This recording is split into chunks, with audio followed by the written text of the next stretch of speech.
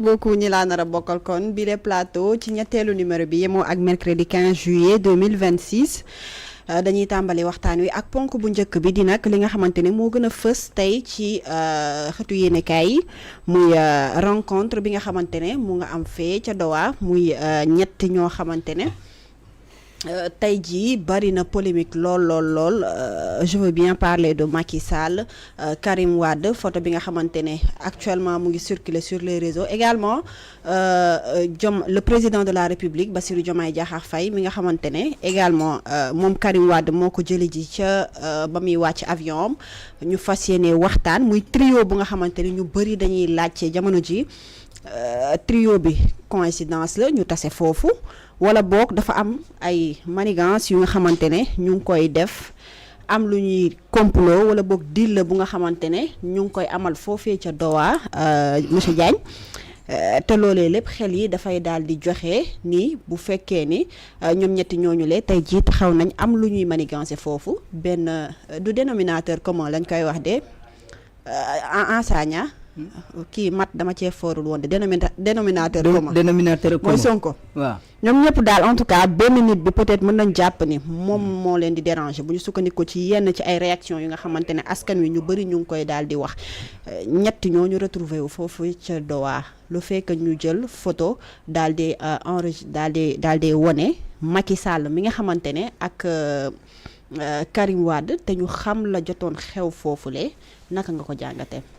waaw alhamdulilah rabbil alamin dañuy sant yàlla rek parce que loolu dinañ ci yomb tontu bi puisque en fait le président de la République dafa am agenda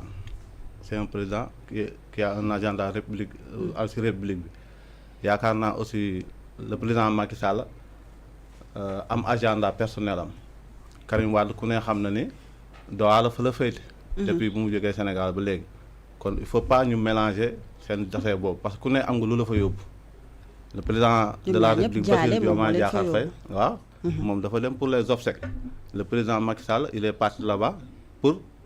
présenter ses condoléances Karim Wade il est là-bas kon donc li leen fa yóbbu bokkul cela veut dire que il faut pas ñu mélanger bëgg a wax ne peut-être dañu tasee foofu pour un complot ou pour quoi que ce soit ci jamono bu ñuy wax ne moom Macky Sall mu ngi waajal ñëw gisee ak njiitu réew mi waaw c'est tout à fait naturel parce que lépp loo gis rek ci àdduna bu ñu waree tasee dañuy tasee te yaakaar naa ne tey ci tey le président de la République Bassirou Diomaye Faye li ko yitteel mooy soxla Sénégalais yi ci loolu lay dox agenda bi fa yóbbu c'est un agenda républicain dem fa pour complot qui que ce soit wala pour fexe foofu dara parce que su amee lu muy def ci réew mi la koy defee te yaakaar naa ni tout récemment ku ne xam ne le président de la République Macky Sall ancien président war na ñëw Sénégal le 17 kon yaakaar naa bu ñu fa tasee seen tasee boobu tasee c'est naturel lu fa am la rek lu fa waroon am la mu am tombé waral ay gaaf mais c'est pas parce que au moins président de la République nekkul ci détail yooyu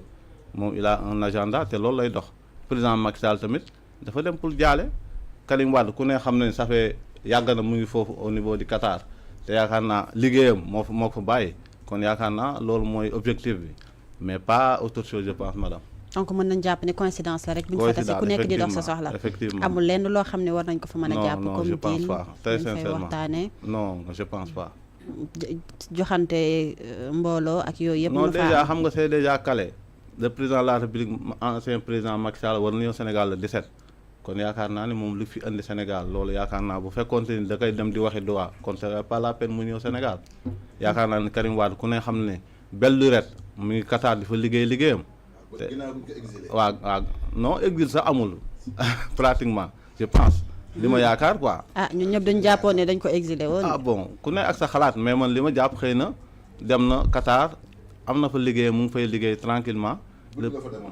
waaw peut-être loolu yëpp mën na nekk mais daal li ñu jàpp mooy le président de la République Bassirou Diomaye Diakhar Faye agenda républicain mag fa yóbbu te lu muy dox mu ngi koy dox te bu paree dana ñibbisi incha allah quant ak moom Macky Sall nag fu ñu war a tasee au Sénégal le 17 loolu ñëpp xam nañ ko dinañ ci ñëw incha allah honorable tey si xëtu yéenekaay gis nañ suñu naataangoo yi titre bu ne juddu na ñu dem sax bay wax Macky rencontre ses ex-détenus ku ci mel ni Karim Wade ku ci mel ni Bassirou Diomaye Diakhar Faye naka nga jàngatee démb image bi nga xamante ne mu ngi doon circuler entre kii di Macky Sall ak Karim Wade mu mel ni Macky dafa nekk ci mission raggaat deram defaraat image am ak yi ni mel. Alors c'est tout à fait logique ñoom ñëpp ñu mën a tase foo xamante ni moom moo di Qatar dans la mesure où ñu ne dañuy présenter seeni condoléances Karim Wade nekk foo xamante ni moom moo di désormais résident forcé au Qatar Macky Sall nekk à la recherche de l'ONU nekkoon aussi ancien président de la République du Sénégal amoon tamit alliance avec le Qatar dans ses recherches de fonds surtout dans le cadre du plan Sénégal émergent d'alors kii di le président de la République Bassirou Diakhar Diomaye Faye mu dem di présenter ses condoléances c'est tout à fait logique Karim Wade bu ko jiitu foofu mu daal ko recevoir pour que ñoom ñu mën a dem di présenter seeni condoléances au niveau auprès du de la famille du prince boo xamante ni moom moo ñàkkoon bakkanam mais lan moo tax nit ñi def ko scandale muy 2012 Macky Sall vient d'accéder au pouvoir 2012 lañ ko élire président de la République 2012 la Macky Sall créé indiwaat la cour de répression et l'enrichissement illicite boo xamante ni Abdou Diouf en 1981 bu ñu ko jox pouvoir bi waa PS nanguñu ko déglu nanguñu ko jox worma bi mu indi cette cour là pour que ñoo xamante ni ñoom ñoo nekkoon les récalcitrants du régime de Léopold Sédar Senghor d'alors mu tiital leen après ñu def ko loo xamante moom moo di alliance ñu jëbalu après mu mën a gouverner convenablement par la suite mu dissoudre la CREI Macky Sall indi ko en 2012 2012 boobu noonu ñu tuddi ci ñu bëri ñoo xamante ni moom moo di les anciens dignitaires anciens collaborateurs Macky Sall la woon ci biir PDS Parti démocratique sénégalais ñu nekkoon au pouvoir de 2000 à 2012 Macky Sall am réeroo ak Karim Wade ci wàllum politique mun naa ne sam Abdoulaye Wade Macky Sall am 8 milliards ñu ne ko la ko jox nee na Abdoulaye Wade moo ko may mais Abdoulaye bu ko may moom Abdoulaye Wade président de la République amuloon droit may ki nga xamante moom moo di doomam Karim Wade Macky Sall dem assemblée nationale ne Karim Wade da koy convoqué pour mu ñëw leeral fan la jëlee alalam jamono jooju ñu tuddee Karim Wade ministre du ciel et de la terre Abdoulaye Wade taxaw RTS mu ne je dirais à ta maman que tu as bien travaillé. C'est pourquoi nous aussi on va dire à monsieur Sow que tu as très bien travaillé. Alors mars 2015 23 mars 2015 ñu condamné Karim Wade tribunal de Dakar ci CREI mbirum CREI on se rappelle du jugement Moïse Rampino yuux ci salle d'audience ndax lan mënuloon muñ kii di Félix Antoine Abdoulaye Diome nekk procureur de la CREI charge yoo xamante ni mu ngi ko doon teg ci yoo xamante ni moom moo di ci ndondu Karim Wade mu yuuxu mu ne li ngeen wax ni yëpp c'est du bluff ñu jëlaat Moïse Rampino dugalaat ko ci kaso c'est ça d'audience ñun journalistes yi ñu xamante ne dañoo nekkoon di dugg des fois après nga génn ñuy dund ay lacrymogènes yu métti et je me rappelle et paix à son âme am na benn photographe bu TFM njool nekkoon di couvrir ñu sandi ñu fu ñu taxaw noonu di waxtaan policier jékki-jékki sandi ki lacrymogène bu ñu bëggoon daw rek après lacrymogène dal ko ci tànk bi mu daanu mais malgré lu mu daanu yëpp mu ngi yëkkati appareil numérique bi pour mu bañ a toj muy sottee ko direct mais appareil ba mu ngi ci kaw mu koy protéger alors ñu dund yëpp loolu sur le terrain 24 juin 2016 Macky Sall grâce Karim Wade 1h du matin Karim Wade ñu ne procureur du Qatar jël na ko destination Doha et depuis lors Karim Wade est en train de gouverner à travers une page Facebook groupe WhatsApp administrateur Karim Wade day ñëw 2017 ñu waxuñu ko gisuñu ko 2018 Karim Wade day ñëw gisuñu ko 2019 PDS ne Karim Wade ou rien élection présidentielle Mor Diagne Fada génn Omar Sarr di xataraayu Madické génn mais 2019 boobu Abdoulaye Wade jógee Versailles ñëw nu mu tudd hôtel Terrou-Bi pleine campagne présidentielle Ousmane Sonko a arrêté sa campagne dem wuy ji ki nga xamante moom moo di Abdoulaye Wade au niveau de l'hôtel Terrou bi PDS amul candidat PDS joxewul consigne de vote loolu moo may ki nga xamante ni moom moo di Macky Sall le second mandat deuxième mandat bu mu amoon malheureusement jusqu'à présent les 4 candidats félicité wuñu ko maa ngi doon wax ni Issa Sall c'était pas Issa c'était maa ngi doon wax Aliou Mamadou Dia c'était pas Aliou Mamadou Dia c'était professeur Issa Sall moo nekkoon candidat boobu bu pur alors ñoom ñëpp les 5 là souhaité félicité wuñu ko parce que dañoo truqué woon loo xamante moom moo di les résultats parce que avant la publication des résultats avant même la validation des candidats ñu war a bokk ci élection présidentielle Mahammed Boun Abdallah Dionne premier ministre d'alors paix à son âme moo demoon ne élection bi lu mu métti du ñu weesu 5 candidats à l'arrivée 5 candidats la ñu amoon avant la publication des résultats moom moo ne Macky Sall dina gagner 58%.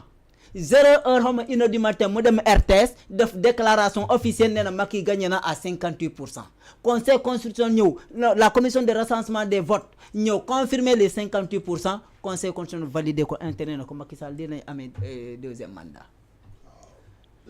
2019 2021 crise politique ñëw Ousmane Sonko Pastef ak ñoo xamante ni moom moo di ces manifestations politiques ñu dugg ci. bu ñu nekkee ci manifestation politique boobu noonu Bassirou Diomaye Faye ñu arrêté ko mu ne il faut arrêter la clourdisation de la justice ñu jóobu ko dugal ko kaso. 22 juillet 2023 jël Ousmane Sonko yóbbu ko kaso tey jii nii waa ni ñu commencé li yóbbu Pastef di dissoudre Pastef loolu moom c'est la même procédure moom mën a pousse l'État benn membre Pastef du nekk candidat ci mbir réew mi parce que c'est leur parti politique a été dissous. Mais Bassirou Diomaye Faye dossier nekk instruction y a pas de condamnation y a pas d'audition y a pas de jugement Pastef malgré tout ñu boole ko parmi les candidats yoo xamante ni ñu ne leen dem leen ngeen jël fiche de parrainage et je rappelle les alliés de Pastef ñi jëloon fiche de parrainage motoon na 10. Habib Sy. La chanteuse là. kan la Biz. Queen Biz. Queen Biz borom Grand Théâtre. Queen Biz bu mu doon jël ak wax bu métti bi bu mu doon def ci corniche bi. ñoom Guy Marius Sagna ñoom Dame Mbodj waaw jël na parrainage ñoom ñëpp. Attendez Salam Diallo du période boobu la bëggoon nekk président aussi wala. non Salam moom daf ma échappé loolu échappé na ma mais 2019 li ma échappé wul ma muy Kouthia ak bu xante bu métti bi fallait conseil constitutionnel ba ñu jàpp ko dogal ko gris on se rappelle de tout ça donc. léegi nag ni ñu dund loolu yëpp à l'arrivée le parti Pastef ak seen alliés am 3 candidats. parmi les trois nga ne la. la coalition d'accord la coalition Diomaye ngay wax. Cheikh Tidiane Dièye daa kii candidat dañu ko valider sous le nom de la Diomaye président. déedéet maa ngi si historique maa ngi sur les faits. maa ngi sur les faits 2 minutes moo des ma egsi ci ma arrêté. Aïcha 2 minutes rek ma ne bu ñu defalee dépôt ak buñ ci candidature. fiche de parrainage ñu bëri ñu jël Guy Marius Sagna jël na Dame Mbodj jël na Queen Biz jël na kii di Birame Souleye Diop jël na Abass Fall jël na ñu bëri kii di Maba Guirassy jël na Moustapha Maba Guirassy jël na Mamadou Lamine Diante jël na Maymouna Bousso jël na et cetera ñoom ñëpp pour que candidat Pastef mu am kenn ko xamante ni dina jàll mais ki loolu après ñoom ñu liggéey ñu sélectionné kan ñaan ñoom mën a jàll par la suite ki loolu ñu maintenir la candidature de Ousmane Sonko maintenir la candidature de Bassirou Diomaye Faye gën a sécuriser la candidature seen l'essentiel na parti Pastef na projet bi am passeur gën a sécuriser à travers Bassirou kii di Habib Sy ñu ne kii àlla kulli xaali les députés moom kenn du éliminer seeni candidature Habib Sy Cheikh Tidiane Dièye ñu yóbbu ko parrainage bu ñu wuti ba pare ñu ne Ousmane Sonko am na parrainage mais conseil constitutionnel ko yow munoo nekk candidat le 20 janvier 2024 ndax lan yow da nga am benn condamnation à travers l'arrêt de la cour suprême bi confirmer définitivement que ni yow munoo nekk ci fichier électoral kii di Habib Sy mu jàll Cheikh Tidiane Dièye mu jàll Diomaye Faye mu jàll mais parrainage bu def écho 100% aux yeux des Sénégalais mooy fii 111 boo génnee tout de suite nga ne lan moo nekkoon numéro Ousmane Sonko kenn du la ko wax lan moo nekkoon numéro Amadou Ba kenn du la ko wax mais boo ne 111 ñu dal Diomaye parce que patriote yi ñoo yëkkati mu ne bu leen fàtte mukk numéro 111 slogan bi tegu ci Diomaye Sonko Diomaye Sonko. Sonko mooy Diomaye mooy Sonko. loolu mu tegu ci léegi nag bu ñu demee après le 20 janvier définitivement les listes sont publiées que ñii ñooy candidats yi Ousmane Sonko génnee vidéo mu ne parmi les 3 candidats yu ma am Bassirou Diomaye Faye laa tànn bu ma sañoon nga topp ci moom ma gën te moo gën Sénégal moom ma gën a jub. vidéo fan lañ ko defee vidéo bi. c'était pas devant moi mais ñun ñëpp seetaan nañ vidéo bi. mais foog nga xam origine bi fu mu jógee. je ne suis pas agent de la cybercriminalité ñu am assez d'outils pour xam tracer la vidéo kañ lañ ko def ban moment lañ ko def ban endroit lañ ko def. mais vidéo moom am na. vidéo bi am na ñun ñëpp seetaan am na mais am na fu ñu ko defee. waaw non fu ñu ko defee loolu c'est pas léegi fan lañ ko defee message ba may annoncé fan lañ ko defee c'est pas ça qui est important. puisque vous insistez fan lañ ko defee woon ak c'était quoi le contexte. rapidement non rek continuez allez-y. bu ñu annoncé ni Ousmane Sonko va vous parler ce soir dimanche boobu noonu kii génne na communiqué Aïssata Tall Sall moo nekkoon ministre de la justice les procédures de visite dans les prisons sont encadrées man mii chaque vendredi ak chaque mardi daan naa dem prison chaque vendredi ay jamono yooyu chaque vendredi chaque mardi maa nga prison ba ma fa nekkulee 6 heures du matin pour rang xam nga ni 15 heures maa ngi ci rang des fois 6 heures yaa ngi camp pénal le matin le soir yaa ngi pavillon spécial wala yaa ngi Rebeuss di seet si c'est ñoo xamante ni xam nga leen. alors ci dynamique boobu noonu bu mu waxee ni kii laa àndal le 21 janvier Habib Sy annoncé ni moom day retirer sa candidature pour soutenir la candidature de Diomaye président la coalition Diomaye président. Conseil constitutionnel ne ko déedéet ñun bu ñu fixé annoncé publier la liste définitive dootoo retirer da ngay bokk par force nekk bëre bañu bëre. L'heure suivante docteur Cheikh Tidiane Dièye annoncé également le retrait de sa candidature ñu ne ko déedéet ayayata da ngay toog par force sëgg bëre. ñoom ñëpp ñu ànd avec la coalition Diomaye président indi seen photo di def si seen photo oto la coalition Diomaye président Sonko mooy Diomaye mooy Sonko. Maintenant bu ñu accéder ci lii espoir bi am le triomphe bi am këdd voté ndogu jubilé man je rappelle encore j'ai commencé la couverture école Derklé foofu laa commencé woon. maa ngi fay pointé à 5 heures ma fekk gars yi taxaw 5 heures du matin. jógee foofu dem vers Mermoz Sacré-Cœur jógee foofu noonu continuer école Manguier jógee foofu noonu dem ay Colobane laata 11 heures may def loo xamante ni moom moo di la banlieue mais chaque fois tu trouves déjà la foule déjà sur place. maintenant loolu ñu jaayoon benn tandem ba ñu gëmloo ni dinañ def les président wala vice président un premier ministre fort super fort bu mu lorñe fauteuil bi na ko ne jekk na ko xool. 10 ans laa def pour fal ko 10 jours la ma fal yéene naa ko ci fauteuil bi tey jii nii mën na ko bàyyil xultu yéena ko exil mën na ko déedéet yow bàyyil xultu. Alors voici les scénarios ñu ne ñoo xamante ni ñoo doon ji ñi ay terroristes force restera à la loi tey jii ce sont les personnes qui sont les bénies au détriment des autres. Diomaye a le courage et la capacité de discuter avec Antoine Félix Diome. Mais il n'a pas le courage de rencontrer El Malick Ndiaye.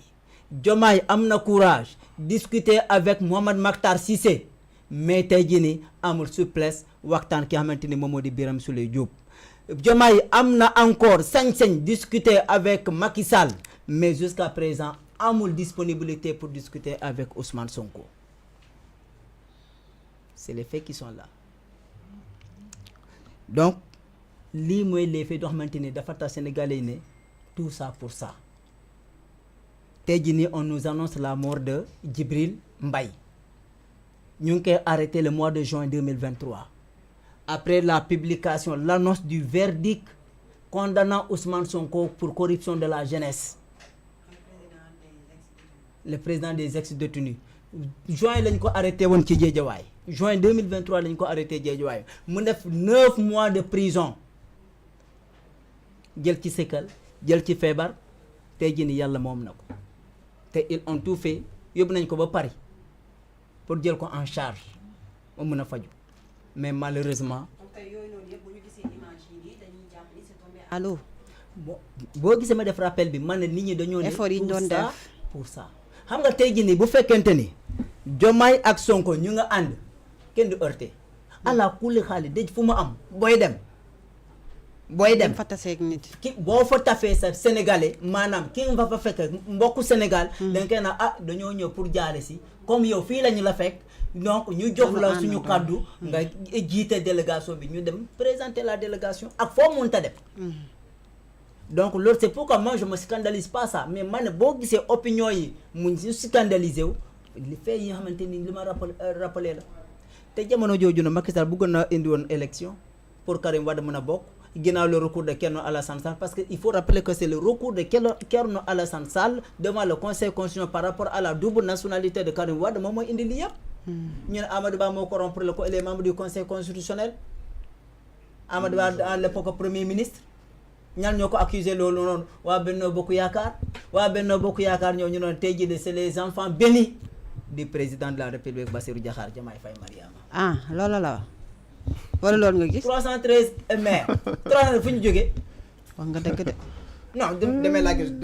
donc bu dee damaa ju ma retiré même Matam 313 maires la fu ñu jógee Matam ki fa jógee gis nga ko ku bees ki man de sama commune le maire qui est là-bas c'est l'Alliance pour la République mais tey jii nee na ba léegi Diomaye président maa ngi nii ñëw naa coalition bu mag bi tonton Guèye ñi ñëw borom doole yi ndaje bi nga xamante ne am na fële ca Doha naka nga ko jàngatee pourquoi mu war a jur polémique ci kanamu nit ñi wala da ngay